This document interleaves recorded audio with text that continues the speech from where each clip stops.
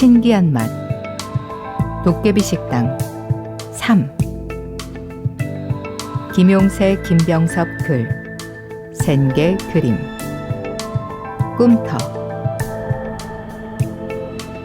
아픈 곳이 보이는 맛.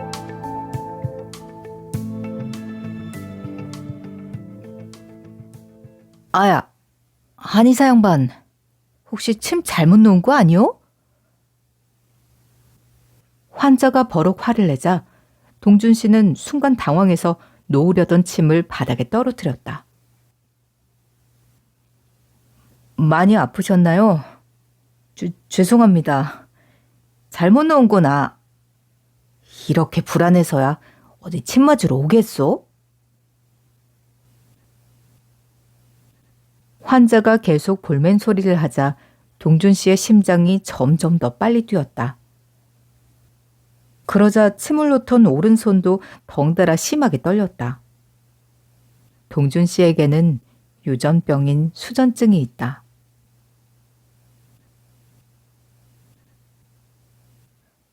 처음에 손이 조금 떨리긴 했지만 치료를 나름 잘 끝내서 동준 씨는 홀가분한 마음으로 원장실로 향했다. 그때 방금 치료를 받은 중년 남자가 카운터에서 치료비를 계산하면서 간호사와 나누는 얘기가 들렸다. 여긴 이제 예전 같지가 않네요. 맞은편에 새로 생긴 용한 의원이 그리 용하다던데. 어머, 저희 원장님도 친절하시고 진료도 잘 보시잖아요. 뭐 그렇긴 한데 아무튼 거기 용한 의원은 시설이면 시설, 치료면 치료에 서비스까지 최고라고 하더라고요. 서둘러 계산을 하고 나가는 중년 남성의 말이 동준 씨 마음 한쪽에 아프게 뿌리를 내렸다. 최근 들어 동준 씨의 마음밭에 이런 원치 않은 씨앗들이 끊임없이 심어지고 있었다. 아무리 정성껏 치료해도 진심을 전하는 게 이렇게 어려우니.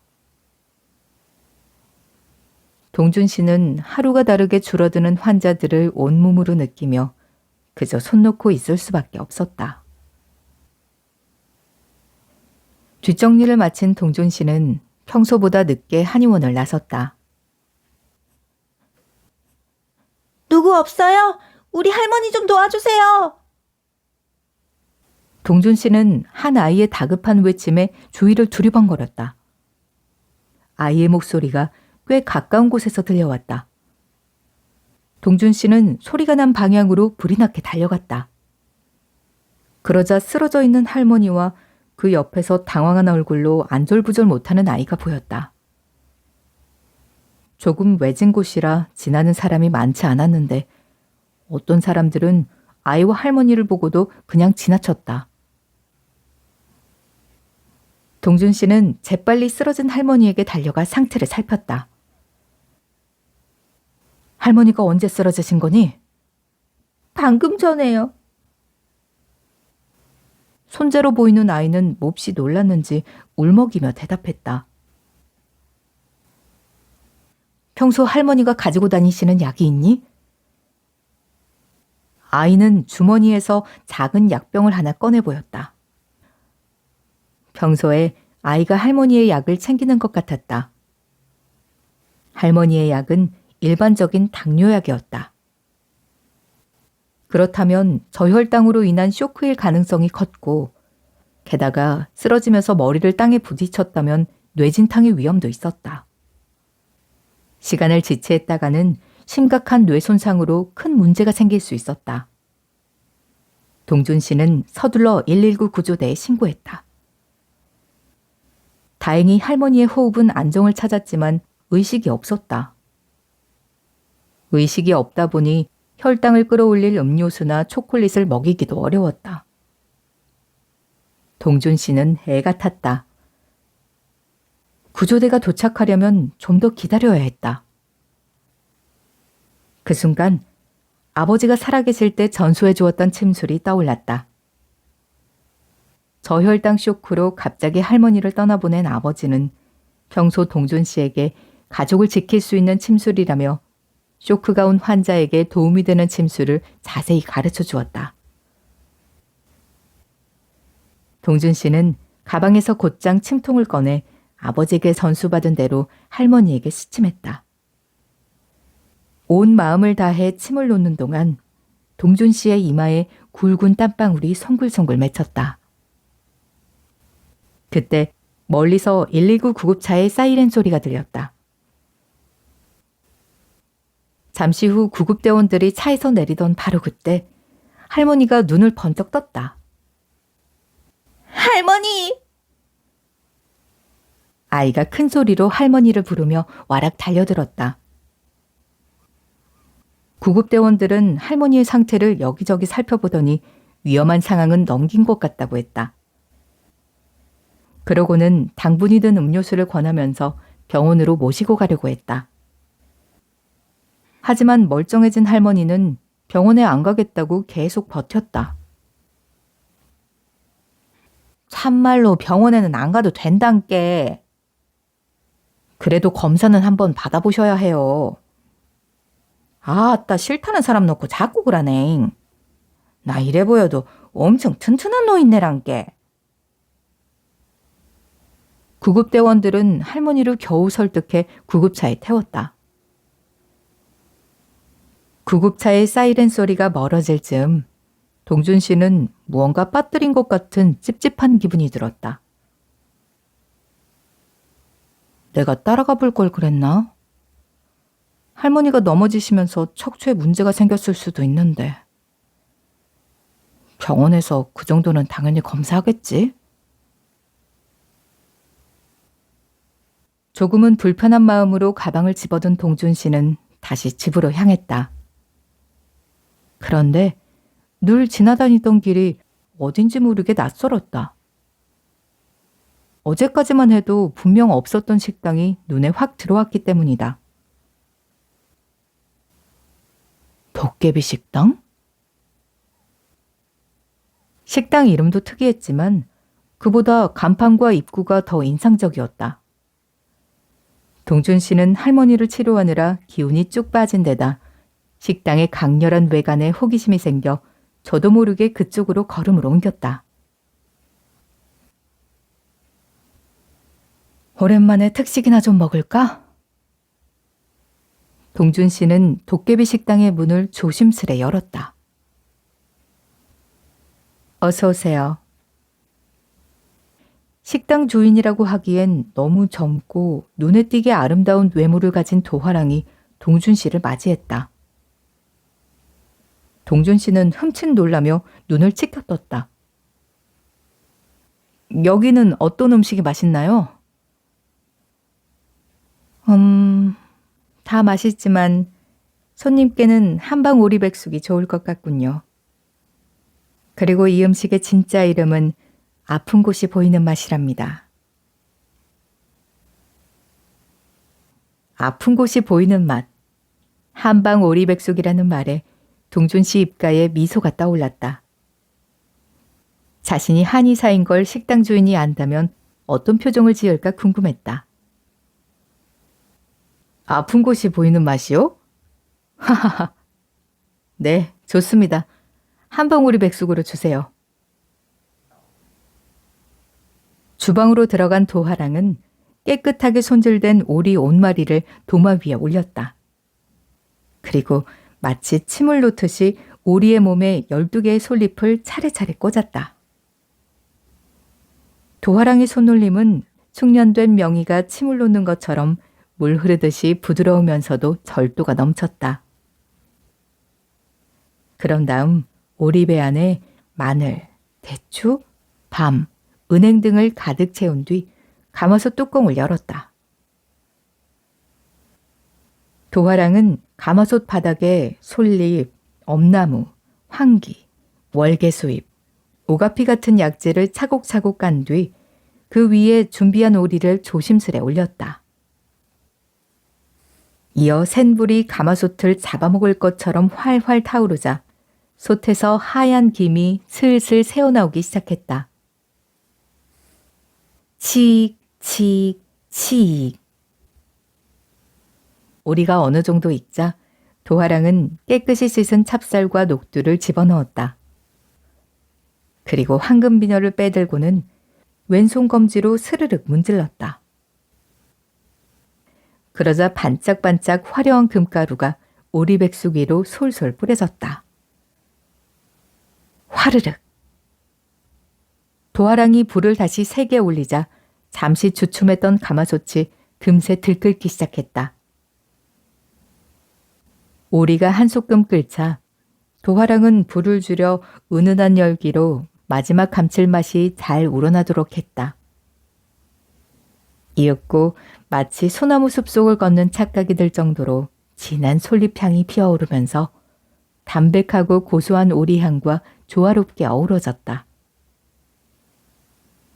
동준 씨는 자신도 모르는 사이 군침을 꿀꺽 삼켰다. 그리고 도화랑이 요리하는 모습이 어찌나 능숙한지 동준 씨는 시간 가는 줄 모른 채 넋을 잃고 주방을 바라보았다. 이윽고 도화랑이 완성된 요리를 동준 씨 앞에 내려놓았다. 주문하신 아픈 곳이 보이는 맛이에요. 벌써요? 동준 씨가 깜짝 놀라자 도화랑이 빙그레 미소 지었다.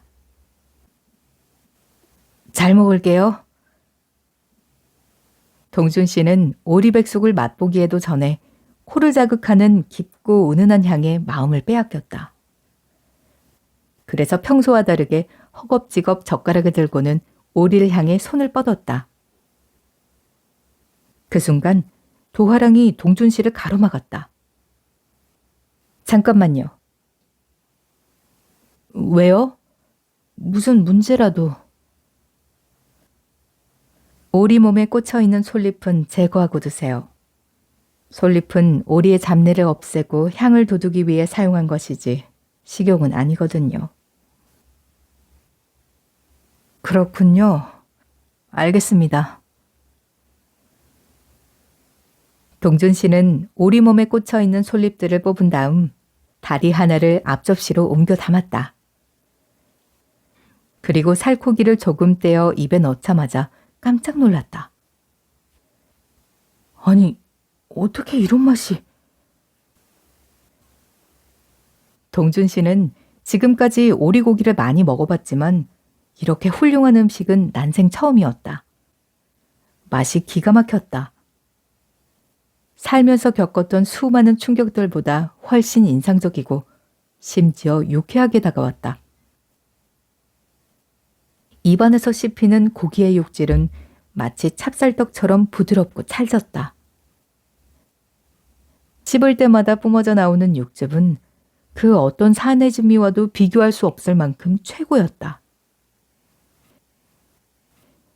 동준 씨는 황홀병에 빠진 사람처럼 달뜬 얼굴로 오리 온 마리를 몽땅 먹어치웠다. 마지막 육수 한 방울까지 모두 들이킨 동준 씨는 연신 감탄하며 고개를 절레절레 흔들었다. 직접 먹어봤는데도 믿기지 않을 정도로 신비한 맛이야.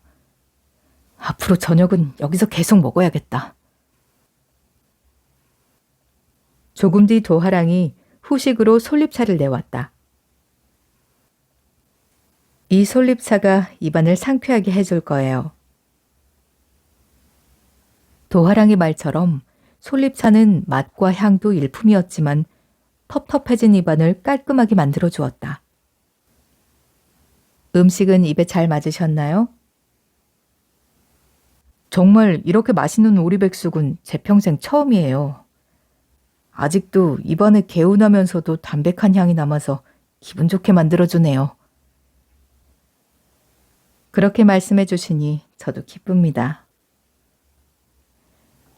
도화랑이 활짝 웃으며 대답했다.